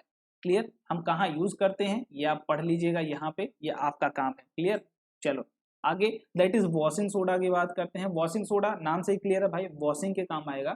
तो ये भी सोडियम कार्बोनेट का ही एक तरीके का सॉल्ट है बेसिकली, बट आपको क्या रखना है, क्रिस्टलाइजेशन ऑफ वाटर, मतलब जहां पे आप फिक्स मॉलिक्यूल ऑफ वाटर अगर H2O आप डिसाइड कर देते हैं किसी भी कंपाउंड के लिए कि ये सिर्फ इतने ही कंपाउंड, जैसे प्लास्टर ऑफ पेरिस का देखा होगा आपने, जिप्सम का देखा होगा, उसमें fix amount of water molecule he present है, बेसिकली कैल्शियम सल्फेट ही होते हैं दोनों, एक में हाफ हाइड्रोजन मॉलिक्यूल होगा, एक में 2 हाइड्रोजन मॉलिक्यूल होगा, तो दोनों से बस हाइड्रोजन के मॉलिक्यूल से ही दोनों का नाम बदल जाता है, एक जिप्सम हो जाएगा, एक प्लास्टर ऑफ पेरिस हो जाता है।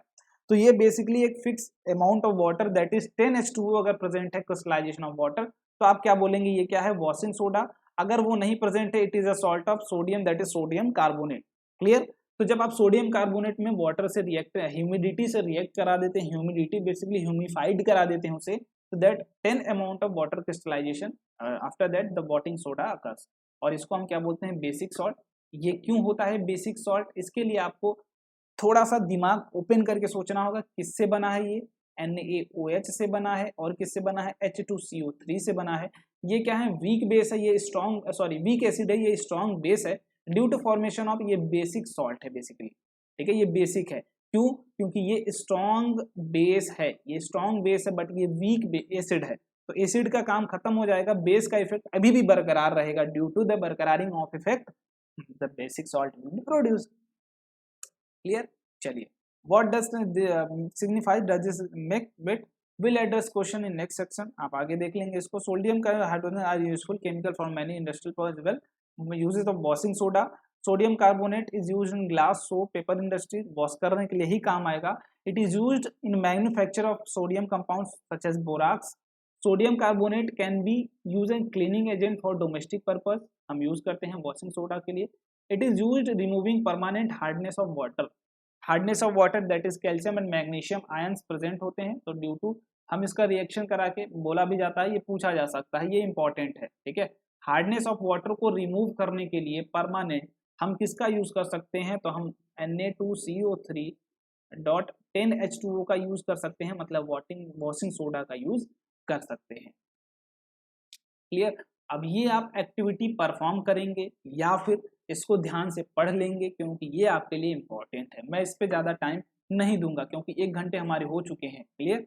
तो कैल्शियम सल्फेट यहाँ आप देख लेंगे, प्लास्टर ऑफ पेरिस, जैसे मैंने बताया था आपको कि जब हीटिंग ऑफ जिप्सम, आप जिप्सम को क्या करते हैं, हीट कर देते हैं, जैसे जिप्सम क्या है, कैल्शियम सल्फेट डॉट 2H2O, यहाँ पे कितने मॉलिक्यूल हैं, 2 मॉलिक्यूल है, इसको आप हीट करेंगे 373 केल्विन या फिर 100 डिग्री सेल्सियस पे, तो ये टूट के वाटर क्या करेगा भाई, वेपोराइज हो जाएगा, टूट के कितना बचेगा, calcium sulphate, half molecule of water बचेगा। अब ये क्या हो चुका है, POP, प्लास्टर ऑफ पेरिस, आपने देखा होगा घरों में लगती हैं आपकी। जिप्सम क्या है, कार्डबोर्ड आते हैं जिप्सम के, है ना, आप ऑफिस में मैं कभी दिखाने की इसकी जरूर कोशिश करूंगा इसको, ठीक है। Paris substance which doctor use, plaster of Paris, है ना, plaster for supporting fracture bone in right position, plaster of Paris is a white powder on mixing with water is change to gypsum, है ना, ये basically powder होगा, जब powder में आप water मिला देंगे it turns into the hard solid mass that is your gypsum. Clear. तो ये बेसिक रिएक्शन, अगर जिप्सम से उल्टा जाना होगा तो उसको हीट कर देंगे, दैट इज वाटर के मॉलिक्यूल को उड़ा देंगे, अब जैसे ही वो उड़ेगा वो पाउडर फॉर्म में कन्वर्ट हो जाएगा और वो क्या हो जाएगा, अगेन वो प्लास्टर ऑफ पेरिस हो जाएगा। क्लियर। तो ये बेसिक चीजें हैं। अब हमने क्या क्या चीजें सीखी हैं, एक बार आप बेटा पूरी NCERT पढ़ लेंगे, और जो चीज आपको ना समझ में आई हो, लास्ट के पार्ट में मुझे पता है थोड़ी सी आपको नहीं समझ में आया होगा, बट आपको वो चीजें एक बार अपने से भी करनी है, पढ़नी है, तब चीजें ज्यादा समझ में आएंगी। क्लियर। एक बार NCERT पूरी लाइन बाय लाइन रीड कर लेना, देखना पूरा का पूरा कॉन्सेप्ट इस चैप्टर के लिए आपका बेस्ट हो जाएगा। क्लियर। तो ये कुछ ओवरव्यूज है जो हमने पढ़ा। Acid base indicator are dye और mixture of dye which are used to indicate the presence of acid and base, ठीक है। कुछ ऐसे भी इंडिकेटर्स होते हैं जो हमें बेसिकली स्मेल के द्वारा चीजें डिनोट करते हैं, ठीक है, स्मेल के द्वारा, हम उसे ऑल्फैक्टरी इंडिकेटर्स बोलते हैं, बट वो हमारे भी सिलेबस के बाहर है, सो हम उसके लिए टेंशन नहीं लेंगे अभी, ठीक है। Acid nature of substance is due to formation of H+ ion, H+ ion की वजह से ही एसिडिक नेचर आता है, और बेसिक नेचर OH- के आयन की वजह से आता है। Clear. When acid react with metal, ये क्या करती है, हाइड्रोजन गैस देती है corresponding to the salt formation. Base react with metal along this evolution of gas, ये भी क्या करती है, वही काम करती है बेसिस भी। मैंने आई होप ये नहीं बताया, बट इसलिए मैं बोल रहा हूँ, मैं भूल गया था। है ना, बट मैंने उसमें बोला है सिमिलरिटीज में, एसिड बेस क्यों सिमिलर होते हैं, इवोल्यूशन ऑफ हाइड्रोजन गैस दोनों करते हैं। Clear. When acid react with metal hydrogen carbonate, ये आपने देखा है वो कार्बन डाइऑक्साइड और वाटर देते हैं, ये हमारा करस्पॉन्डिंग प्रोडक्ट्स है। सॉल्ट हमारा क्या है, बेसिक, वो बेसिक प्रोडक्ट है, ठीक है। Acidic and basic solution in water conduct electricity because they produce hydrogen ion, hydrogen hydroxide ion. Clear. तो ये बेसिक सा कुछ प्रॉपर्टीज हैं। Strength of acid alkali can tested by using a scale pH 0 से 14, अगर 7 है तो न्यूट्रल, 7 से कम है एसिडिक, 7 से ज्यादा है बेसिक, ठीक है। Living beings carry down metal while pH of optimal range, वो आपने देखा था 7.6 तक आई होप जाता है न्यूट्रल से बेसिक तक। हम बेसिकली बेसिक चीजें थोड़ी बहुत माइल्ड बेसिक चीजें बर्दाश्त कर सकते हैं, बट एसिडिक चीजें नहीं बर्दाश्त कर सकते। मीन्स मिक्सिंग कंसंट्रेटेड एसिड और base of water with highly exothermic process, ये आपने देखा था। तो ये चीज आप देख लेंगे कि हाईली एक्सोथर्मिक प्रोसेस होते हैं या नहीं होते हैं। तो ये पूछा जा सकता है कंफ्यूज करके, तो mixing of acid plus water is exothermic process और एंडोथर्मिक प्रोसेस, यहां से आपसे चीजें पूछी जा सकती है। तो इसके लिए ब्री प्रिपेयर एक्सोथर्मिक होती है, एसिड बेस ईच इफेक्ट करपेनल फॉर दिस वाटर में fix number of water molecule आप क्या कर रहे हैं present in any unit of salt formation. Salt have various usages in everyday life and in industries. अब यहाँ पे कुछ चीजें देख लेते हैं, ठीक है, कुछ आपके पास ऑप्शन है उसको देख लेते हैं। जैसे एक्सरसाइज है, कर लेते हैं। A solution turn red litmus to blue, ठीक है, red litmus to blue, its pH is likely to be. अब देखिए मैंने बोला था बी से बेस होता है, बी से ब्लू, मतलब बी क्या है भाई, सॉल्यूशन क्या है, बेस है हमारा, तभी अगर ब्लू में कन्वर्जन हो रहा है तो वो सॉल्यूशन क्या होगा, बी से ब्लू में कन्वर्जन हो रहा है तो वो क्या होगा, बेस होगा। तो बेस के लिए पीएच मोर देन 7 होना चाहिए, है ना, पीएच क्या होना चाहिए, मोर देन 7, और ये क्या है 10। वैसे ही a solution react with crushed egg cell to give gas that turns lime water into milky, the solution contains, basically solution किसको कंटेन करेगा, बताइए भाई, जो क्या करे, लाइम वाटर को मिल्कीनेस में कन्वर्ट कर दे, और अब वो क्या कंटेन करेगा ये बताइए जरा मुझे। और solution react with crushed egg shells to give a gas, वो क्या करेगा, एक गैस रिलीज करेगा, that turns the lime water milky, the solution contains, वो सॉल्यूशन क्या कंटेन किया। बेसिकली आप बोलेंगे ये रिएक्ट करके कौन सी गैस देगा, तो वो देगा CO2 गैस। वो रिएक्ट करके, मैं हिंट दे रहा हूं, वो कौन सी गैस देगा, CO2 गैस देगा। अब आपका काम है कि इन चारों में से चेक करना कौन रिएक्ट करके CO2 देगा और कौन नहीं देगा, और क्यों देगा कौन और क्यों नहीं देगा। क्लियर। बाकी ये प्रैक्टिस सेशन में हम लोग सारे कर लेंगे एक एक करके, ये थोड़ी सी प्रैक्टिसिंग वाले हैं, मैं इनको कल प्रैक्टिस सेशन में जरूर करवा दूंगा। तो आई होप आपको जो भी चीजें ना समझ में आई बेटा आप उसको जरूर कमेंट कर दीजिएगा, ठीक है, जरूर कमेंट कर दीजिएगा। हम एनसीईआरटी बहुत ही जल्द एक एक क्वेश्चंस में कराने वाला हूं, तो उसके लिए आप रिलैक्स रहें कि एनसीईआरटी, बट आपका भी काम है कि एनसीईआरटी के सारी एक्सरसाइज, ठीक है, एक्सरसाइज आपको आनी चाहिए बहुत ही प्यारे तरीके से, पूरी की पूरी एक्सरसाइज आपको आनी चाहिए। तो मेक श्योर आप इसको जरूर करें और मजेदार तरीके से चीजों को करते रहें। घर पे रहें, सेफ रहो यार, पढ़ाई करते रहो मजेदार तरीके से, और जो भी चीजें ना समझ में आए मेक श्योर टू कमेंट। और जो बच्चे अभी तक टेलीग्राम ग्रुप नहीं ज्वाइन किए हैं, टेलीग्राम ग्रुप वो जरूर ज्वाइन कर ले। रैंकर्स NTSC टेलीग्राम ग्रुप है हमारा, इसमें लगभग 4000 बच्चे जुड़े हुए हैं जो आपके साथ पढ़ाई भी कर रहे हैं, जो चीजें उनको नहीं समझ में आती वो पूछते भी हैं, और जो आती है तो वो बढ़िया तरीके से वहाँ पढ़ाई करते रहते हैं। चलिए भाई, ये आपको नोट्स भी, इसकी लेक्चर की नोट्स भी वहीं मिल जाएगी, तो मेक श्योर आप उसको जरूर ज्वाइन कर लें और अपने आप को ये सेटिस्फाई कर लें कि मुझे इसके नोट्स मिल जाएंगे। ठीक है, मिलते हैं अगले लेक्चर में, तब तक के लिए बाय, अपना ध्यान रखें, घर पे रहें और सेफ रहें।